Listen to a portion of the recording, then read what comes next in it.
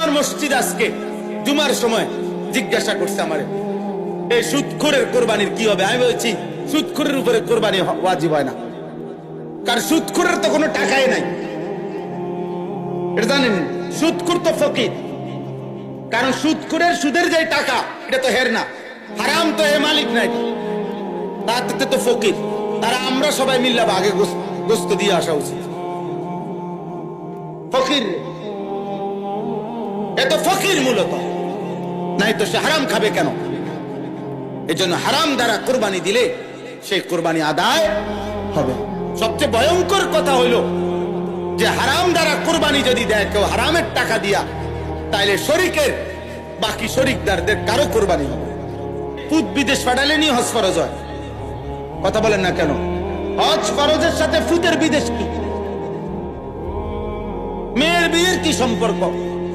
Building এর কি সম্পর্ক? আমা কি কোন হুজুর কোন মেয়ে বিয়ে দেয় সারি নাই, কদুর বদুয়ার করি নাই, এত সকাল হজ কি? না, এত সকাল হজ না, হজ করবেন আপনি 200 বছর পরে। আপনি হজ আপনি তো বাঁচবেন 600 বছর পৃথিবীতে, কাজেই আপনার বয়স যে সময় হবে 550, পাফুনে 600, এই সময় হজ করেন। আপনি এত সকাল কীর্তন করবেন? আপনি তো আসছেন নূহ আলাইহিস সালামের হায়াত দিয়া। মহিলাদের মধ্যে যে সমস্ত মহিলা ওনার কাছে কিছু স্বর্ণ আছে, 1 বড়ি 1.5 বড়ি মনে করেন, আর ওই কোরবানির 3 দিন ওনার কাছে কিছু টাকাও আছে, 30,000 টাকা, 10,000 টাকা, 5,000 টাকা, তো স্বর্ণ আর টাকা এই দুইটা মিলাইলে যদি 1,80,000 টাকা হয় দাম, দুটোটার দাম মিলাইলে, তাহলে নিঃসন্দেহে ওই মহিলার উপরে কোরবানি ওয়াজিব। খামখেয়ালি আর কি, খামখেয়ালি। দিন শিখেন, আপনি মাসআলা বুঝেন, আপনি আলেমে দিন থেকে জিজ্ঞেস করেন, হুজুর আমার জমি আছে একটু, আমার টাকা আছে এত, আমার উপরে হজ ফরজ কিনা? আপনি জানেন এটা? আপনি জিজ্ঞাসা করলে ক্ষতি কি? না, জিজ্ঞাসা করে শুধু একটা মাসালা, ফেতরা কত, এই কথাই এনে জিজ্ঞাসা। কেন? উনি জানে, ওনার ভিতরে এটা খবর আছে। হুজুরের আব্বায়ও যদি কয় 110 টাকার বেশি হইতো না। বুঝেন না হিসাবটা? অসুবিধা কি? এটা মাইক দিয়ে কইলে কি? এটা যদি 3 তালার মাইক দিয়েও বলে টাকা তো 110 না, মানুষ 5 জনের 500 টাকা দিয়ে দেবো, এটা একেবারে মাইকিং করে দিলে কি? এই জন্য ফেতরা জিজ্ঞাসা সবার আগে, কিন্তু যাকাত জিজ্ঞাসা করেন কি বিষয়টা কি? যাকাত তো ফরজ, কোরবানি ওয়াজিব। এটা ইচ্ছার উপরে না, এটা শরীয়তের মাসআলার উপরে। আমি তো প্রায় বলি, ওই যে অসংখ্য মুসলমান আছে আমাদের সমাজে যাদের উপরে হজ ফরজ, কিন্তু 60 বছরেও যেই মুরব্বীর হাতে 3টা ফুট বিদেশ গেছে, 3 বিল্ডিং করছে, মেয়ে বিয়ে দিছে, কত কিছু করছে উনি, কিন্তু উনার কপালে আল্লাহর ঘরে যাওয়াটা জুটে নাই, কাবার কালো গিলাফ দেখে নাই, মদিনার রওজা নবী সাল্লাল্লাহু আলাইহি সাল্লামের সামনে দাঁড়াইবার মতো মহব্বত কলিজায় জাগে নাই। আপনি কিসের আশেক মিয়া? গায়ের জোরে বললে হবে মিয়া? হ্যাঁ, 60 বছরে 70 বছরে, অথচ স্পষ্ট মাসআলা আপনারা যে কাউকে জিজ্ঞেস করলে পারবেন, যে ব্যক্তির, যেই মুসলমানের বসত বাড়ির অতিরিক্ত, মানে যেখানে মানুষ থাকে এর অতিরিক্ত এতটুকু জমি আছে, যার জমি ফসলের জমি, যে জমির কিছু অংশ বিক্রি করলে হজের টাকা হবে, বাকি টাকা, বাকি জমিটা দিয়া সে তার সংসার চালাইতে পারবে, সংসারের 1.5 মাসের আসা যাওয়ার খরচটুকু দিয়ে যাইতে পারবে। কিছু জমি বেচলেই, একাংশ জমি আছে 15 শতক মনে করেন, 5 শতক বেচলেই হজের টাকা হয়, এবং বউ বাচ্চা ওই যে হজে থাকবে যে কয়দিন, এই কয়দিনের বাজার সাজারের টাকা হবে, আর বাকি জমি তো আছেই, ওইটা দিয়েও আইলে চলতে পারবে। এ কোরআন হাতে বললাম আল্লাহর কসম, ওই মুসলমানের উপরে হজ করা ফরজ, ফরজ, ফরজ। এবং এমন মুসলমান যদি হজ না করে মরে যায়, তো আল্লাহর নবী বলছে ওইটা হয়তো ইহুদি মরছে, নয়তো খ্রিস্টান মরেছে, মুসলমান মরে নাই। আপনি বুঝে না ধরলে আপনি আমনের কাছের হুজুরে জিগান, আপনি বলেন এই হিসাব করলে মাহবুব ভাই আমাদের সমাজের কি পরিমাণ মুসলমান বয়স্ক লোকদের হজ ফরজ বলে? এক কোনা জমি বেচলে এরকম 10-12 হাজার টাকা হইব, এমন মানুষ নাই? কথা বলেন না কেন? আল্লাহ নবী বললেন ওই লোকের মৃত্যু হবে কিসের মৃত্যু? ইহুদের মৃত্যু, খ্রিস্টানের মৃত্যু, মুসলমানের নয়। যিনি সুপারিশ করবেন তিনি এ কথা বলছেন। তো সুপারিশ করবে কোন আব্বায়? আপনার কোন বাপে সুপারিশ করবে? হ্যাঁ,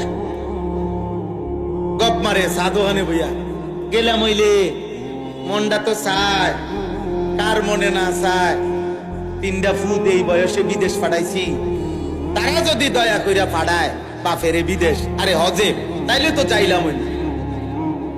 বুঝি মানছে ফুট বিদেশ পাঠালে নি হজ ফরজ হয়? কথা বলেন না কেন? হজ ফরজের সাথে ফুতের বিদেশ কি? মেয়ের বিয়ের কি সম্পর্ক? বিল্ডিং এর কি সম্পর্ক? আমা কি ও কোন হুজুর কোন মেয়ে বিয়ে দেয় সারি নাই, কদুর বদুয়ার করি নাই, এত সকাল হজ কি এর? না, এত সকাল হজ না। হজ করবেন আপনি 200 বছর পরে। আপনি তো বাঁচবেন 600 বছর পৃথিবীতে, কাজেই আপনার বয়স যে সময় হবে 550, পাফুনে 600, এই সময় হজ করেন। আপনি এত সকাল কীর্তন করেন? আপনি তো আসছেন নূহ আলাইহিস সালামের হায়াত দিয়া। আমরা তো নূহ আলাইহিস সালামের হায়াত নিয়ে আসছি পৃথিবীতে, না তো এত সকাল কিসের হজ? খাম খেয়ালি আর কি, খাম খেয়ালি। দিন শিখেন, আপনি মাসআলা বুঝেন, আপনি আলেমে দিন থেকে জিজ্ঞেস করেন, হুজুর আমার জমি আছে একটু, আমার টাকা আছে এত, আমার উপরে হজ ফরজ কিনা? আপনি জানেন এটা? আপনি জিজ্ঞাসা করলে ক্ষতি কি? না, জিজ্ঞাসা করে শুধু একটা মাসালা, ফেতরা কত, এই কথাই এনে জিজ্ঞাসা। কেন? উনি জানে, ওনার ভিতরে খবর আছে। হুজুরের আব্বায়ও যদি কয় 110 টাকার বেশি হইতো না। বুঝেন না হিসাবটা? অসুবিধা কি? এটা মাইক দিয়ে কইলে কি? এটা যদি 3 তালার মাইক দিয়েও বলে টাকা তো 110 টাকা, মানুষ 5 জনের 500 টাকা দিয়ে দেবো, এটা একের মাইকিং করে দিলে কি? এই জন্য ফেতরা জিজ্ঞাসা সবার আগে, কিন্তু যাকাত জিজ্ঞাসা করেন কি বিষয়টা কি? যাকাত তো ফরজ, কুরবানি ওয়াজিব। এটা ইচ্ছার উপরে না, এটা শরীয়তের মাসআলার উপরে। আমাদের মনে করেন এই বছরের হিসাব হলো, এই বছর 1,78,500 টাকা।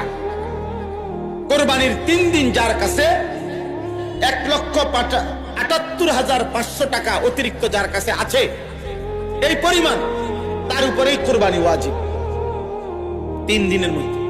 যে ছেলেটা বিদেশ থেকে বাড়িতে টাকা 20,000 30,000 টাকা পাঠাইছে, মনে করেন আপনাদের যে ছেলে, এই ছেলে সে তো বাড়িতে টাকা দিছে বাপ মারে, তো হে তো সারা বছরই টাকা দেয়, এখনো দিছে।